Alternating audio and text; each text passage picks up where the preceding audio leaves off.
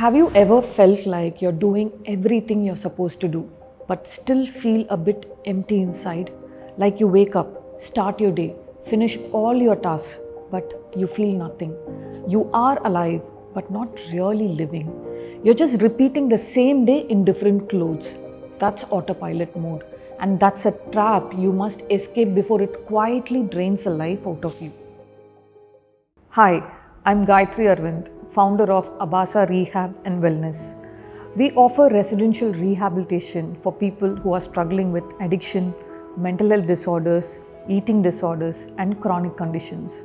Over the past 6 years, we have helped over thousands of people reclaim their lives through personalized care. Through this channel, we share practical wisdom to empower your mental health.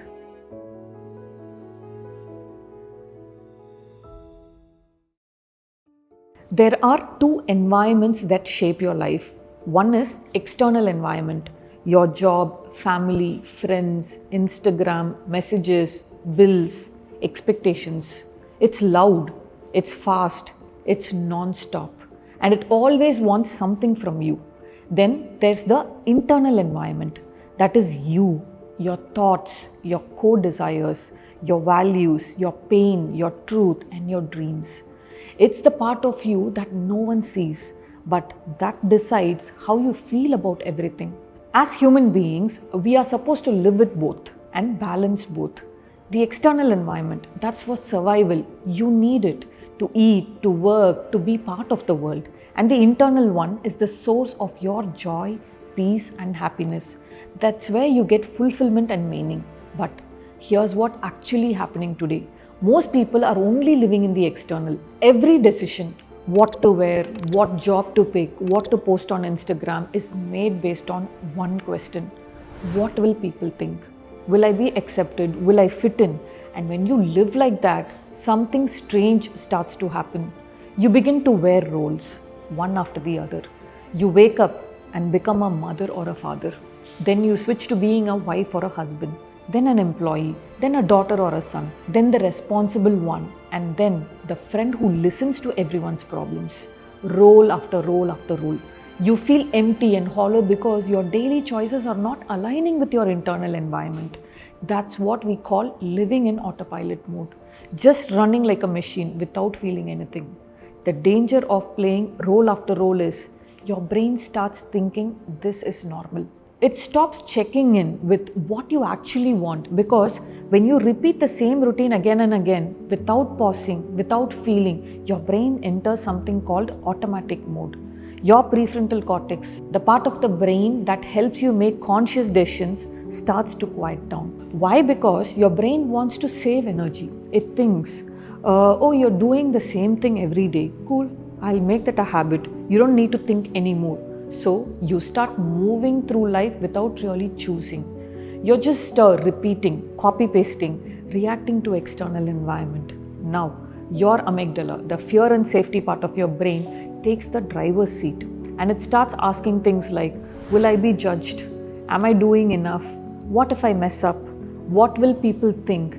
So instead of asking, does this feel true to me? You start asking, will this keep me safe and accepted? That's when you shift from living from the heart to living from habit. It feels safe, but it also feels empty, because you're not acting from your truth. You're just following the script the world handed to you. And the more you live like this, the more your internal environment, your voice, your desires, your clarity gets silenced. You stop recognizing your own needs. You stop listening to your inner voice, and eventually you forget how to just be you. That's why autopilot mode is a trap that quietly drains the life out of you.